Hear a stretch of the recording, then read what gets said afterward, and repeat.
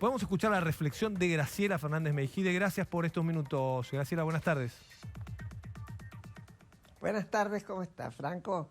Bueno, con ganas tal? de escuchar su mirada, no sé si la palabra es si la sorprende o no lo de Aníbal Fernández, pero ¿cómo reflexiona sobre esto? Digo, en el año 2021 que estemos teniendo un ministro de Seguridad atormentando a quien opine distinto. Bueno, por empezar me pareció muy bueno lo que agregaste en cuanto a que si toma las de Nick, es de suponer que él o quien él indique está recogiendo las opiniones de otras personas. Es decir, está haciendo espionaje. Está prohibido hacer espionaje interno. Es bueno que lo sepamos todos, que tenemos derecho a ir a la justicia en un caso así. Y sobre todo, con un funcionario que cuando acepta el cargo, jura por la Constitución. Por ahí también por los santos evangelios y por la patria, en fin, hay varios juramentos. Pero lo que se compromete es a respetar la Constitución. Y en el caso de un ministro de Seguridad, y hacerla respetar. El primero que se mete con la Constitución es él. La Constitución tiene un artículo especial de garantías, es garante de nuestros derechos. Es la Carta Magna donde tiene que apoyarse obligatoriamente todos los funcionarios para respetar nuestros derechos, no para llevárselos por delante. Y yo creo que lo que ha hecho Aníbal Fernández con Nick, y parecería que puede hacerlo con otros, no quiero prejuzgar, pero lo dijo él, o lo dejó abierto como puerta posible, es al revés de lo que le corresponde hacer. Yo no sé por qué lo nombraron en este cambio de gabinete. Sospecho que es para ver si se da vuelta esta elección. Bueno. ¿Es así como piensan dar vuelta una elección? Claro. Llevándose por delante las garantías de la gente. Ahora, con Graciela, toda razón. Yo pensaba, Sí, y si hubiesen ganado, Franco, sí. y si hubiesen ganado la elección, ¿sería peor? Porque digo, se supone que ahora tienen que mostrar la cara buena, ¿no? El 14 de noviembre la gente, todos votamos. Se supone que el gobierno muestra su mejor rostro ante la ciudadanía porque necesita los votos. Yo no estoy tan segura. No estoy tan segura de que todos hayan entendido al supuesto consejero catalán que les dice, ahora digan todos sí, sean amables. Sí. Porque es como si la naturaleza de Aníbal Fernández se lo impidiera, si es que recibió esa consigna. Yo lo que me pregunto es qué va a pasar con personajes de este tipo, que no es el único, pero bueno, es característico, se ha hecho característico de la grosería y de la vulgaridad además. ¿Qué van a hacer si llegan a irle igual que como les fue? Es decir, si pierden. ¿Se van a radicalizar en su postura? ¿O van a entender que la alternancia es una de las formas de la democracia, una de las condiciones? La posibilidad de alternancia es una de las condiciones de la democracia. Y que es una elección. Y en la elección quien ingresa como candidato se está comprometiendo y después va a jurar hacer lo que tenga que hacer. Entre otras cosas, repito, y no me voy a cansar de decirlo, de cumplir con las garantías que nos da la Constitución. Cuando no se cumple las garantías del artículo 14, se llevan por delante muchos de los derechos humanos, es decir, de nuestros derechos, de tu derecho, del mío, de quienes nos están escuchando. Nick dijo, en estas horas tengo miedo. Quien le escribió es el ministro que está a cargo de la seguridad de la nación, ¿no? Maneja todas las fuerzas federales. Sí. Él debería preocuparse porque tuviéramos menos miedo a los asaltos, menos miedo a los robos, y en lugar de eso amenaza, porque le dice a Nick, ¿por qué siente? A ver, puede ser que alguien ingrese en este momento y diga, pero ¿cuál fue la amenaza? La amenaza fue dirigida a Nick en su calidad de padre de 2 niñas que van a una escuela, señalando que él sabe a qué escuela van las chicas, y además, y ahí mintió, diciendo que la escuela está financiada o subsidiada por el Estado, cosa que el director de Hort negó terminantemente. Y que es algo muy fácil de averiguar. Es decir, que mezcla la amenaza con la grosería y con la mentira. Y la pregunta es... Tiene razón Nick en tener temor. Graciela, la pregunta es, ¿para qué hace esto Aníbal Fernández en medio de la campaña electoral? ¿Esto es lo que quieren hacer? O sea, ¿fue efectivo? Quiero decir, ¿se equivocó Aníbal Fernández o en realidad no se equivocó? Fue efectivo. Digamos, lo que se busca es que muchos tengan miedo, no solamente Nick. Sí, Franco, pero ¿a dónde te lleva ese miedo? ¿Vos te crees que la gente es tan tonta como para creer que porque está esa mirada puede atravesar paredes y sobres y va a meter otra boleta por el miedo? No. Es peor. Por miedo que produce, más bien la gente no va a querer tener funcionarios como este. Graciela, buenas tardes. Maru Dufar la saluda. Y no me preguntes a mí. Hola. ¿Cómo te va, Maru? ¿Cómo está? Perdón, pero no me pregunten a mí, pregúntenle a él si consiguen que les conteste. Porque la verdad que meterse en la cabeza de alguien tan retorcido cuesta mucho. Y yo no soy un especialista en eso. Yo quería sí, dale. No, quería preguntarle si considera que el presidente de la Nación debiera al menos decir algo sobre toda esta situación. La oposición le ha pedido que lo eche, que le pida la renuncia a Aníbal Fernández. Del gobierno ya han dicho que el presidente no lo hará. Acaba de asumir en su cargo, ha hecho este cambio de gabinete el presidente, pero ¿cree que al menos debiera expresarse públicamente sobre los dichos del ministro? Sí, debería. Pero si él se expresara sobre los dichos del ministro, tendría que ser pidiéndole la renuncia. No tiene alternativa. Si le han puesto ese ministro ahí, que se lo pusieron y se lo aguanta. Y la verdad, yo ya no espero de Alberto Fernández que reaccione ante situaciones como esta correctamente. Aplaudió a Isfrán. Acuérdense, aplaudió a la maestra que le gritaba a un pibe. ¿Por qué va a ser diferente? Porque en el medio estuvieron las elecciones y perdieron. Y después de las elecciones tuvimos un Alberto Fernández diferente. Lo que pasa es que, claro, ahora lo que usted dice es que Alberto Fernández está en una encerrona, porque si no dice nada, convalida el acto de Aníbal Fernández. Quiere decir, el presidente está de acuerdo. Exacto. Porque no dice nada. Pero decir debería ser pedirle la renuncia, no tiene alternativa el presidente. Yo creo que se va a limitar a ir con el cuadernito a anotar lo que la gente necesita. Se va a enterar así de lo que la gente necesita. En 2 años de gobierno necesita ir con un cuadernito y anotar. Otra cosa no creo que vaya a hacer, porque si no lo hizo ya, no esperemos en vano. Maru.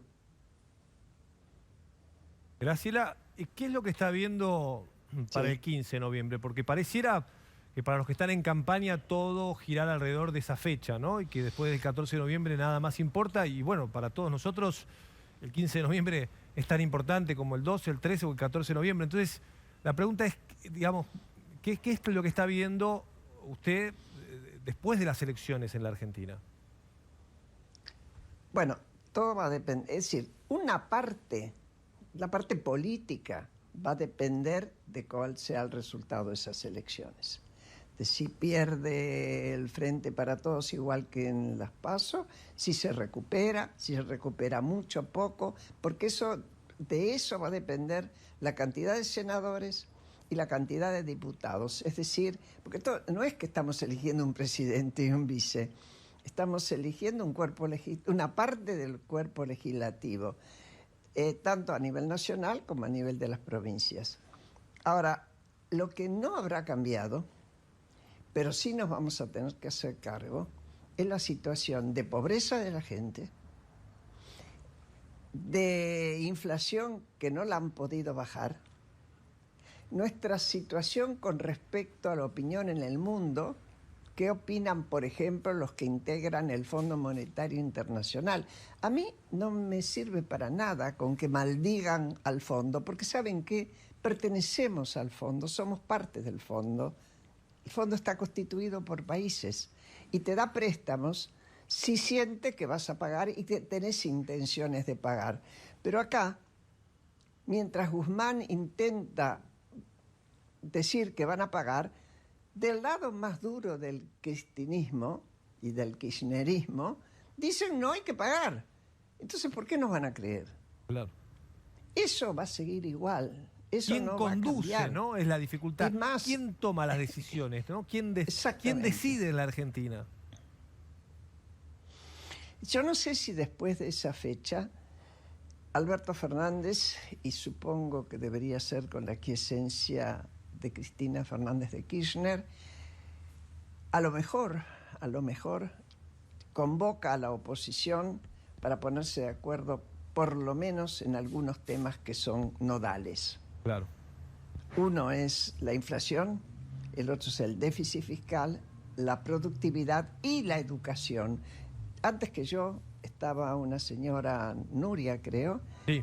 que hablaba muy bien de lo que significa que los chicos pierdan clases, porque no es una cuestión de castigar al chico. ¿Quién quiere castigar a un chico si el chico no tuvo nada que ver? No es una cuestión de que el chico tenga la culpa, es una cuestión de que el chico se perdió 2 años de aprendizaje. No es pavada. Hace unas semanas Recuerden ustedes. el chico que se subió al escenario en La Matanza para decir que eran unos vagos y unos chorros, los políticos de allí de La Matanza, ese chico nos dijo aquí en Telecentral que sentía que era una generación de la peste. Dijo, vamos a ser como la peste nosotros, porque no tuvimos un año, él iba a un técnico, a una escuela técnica, dijo, no tuvimos prácticos, no tuvimos presencialidad, ¿no? Y dice, las empresas lo saben, ¿no? Y es un poco este planteo, ¿no?, de la necesidad de recuperar a la educación como una prioridad en la Argentina. Pero no en el relato, no en el relato, digo, ¿no? No en la palabra. No. A mí me da mucha pena que un chico de esa edad tenga esa sensación de que son la generación de la peste. Y es obligación nuestra.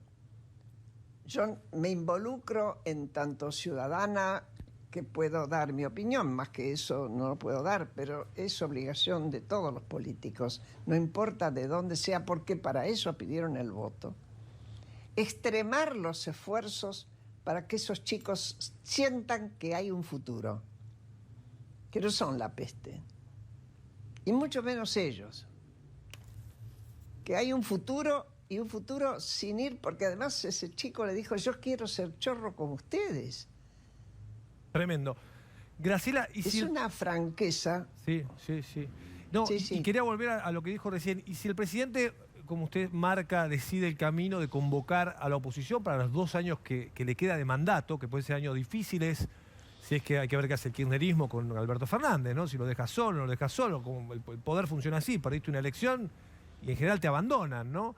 Entonces la pregunta es, ¿qué debiera hacer la oposición? ¿Debiera aceptar esa mesa de diálogo con el presidente, si es que lo hace? No me estoy adelantando ahí muchísimo. depende. Falta un mes, pero falta un mes Sí, nada más. Pero Franco, en Argentina un mes te es un montón. adelantás, pero no, es cierto, y tenemos derecho a pensar en futuro, ya que tenemos derecho también en exigir que se tomen políticas con futuro y no siempre para resolver el problema de mañana, como es el caso de lo que están haciendo ahora.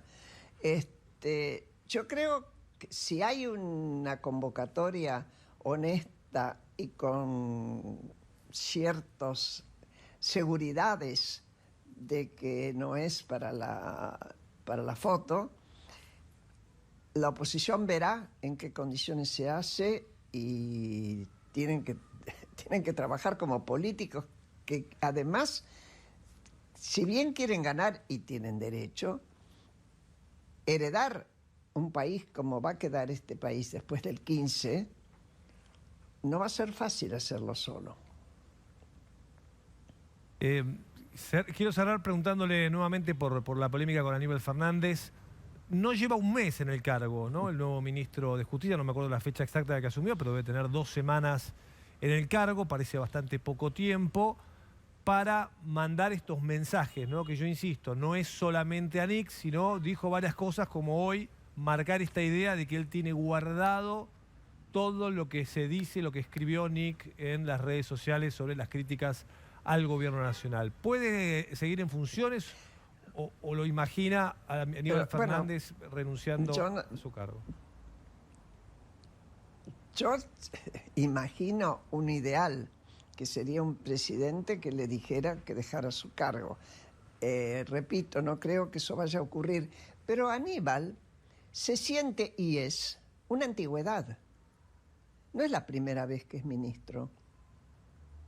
Cuando acá se quiso hacer algo novedoso, se recurrió a lo más rancio del viejo peronismo. A Mansur, a Aníbal Fernández. Es más, él estaba en Río Turbio. Él sigue, habla como si estuviera en su casa. Es una antigüedad, dice Graciela. No en el país de todos nosotros. Sí. Hay varias antigüedades en el gabinete. Me quedé con eso que decía Graciela, de a la hora de tener que darle aire al gabinete se recurre a viejas figuras, digamos, a un poco más de lo mismo. Eso es porque no existen, no hay en el peronismo nuevos cuadros políticos o nuevas personas, hombres y mujeres que puedan hacerse cargo de desafíos importantes en un gobierno en un momento de crisis, o porque el gobierno no le tiene confianza, o porque necesita de gente como Aníbal Fernández. Maru, yo conozco una cantidad de gente del peronismo decente, honrada, con cabeza, inteligente, que haría las cosas según su mejor entender y tal vez mucho mejor para todos nosotros. Pero quienes van ahora tienen que pasar por la condición de ser kirchneristas. Es decir, es una facción de un partido. Bien, en todo caso el kirchnerismo podría tener es también... la máxima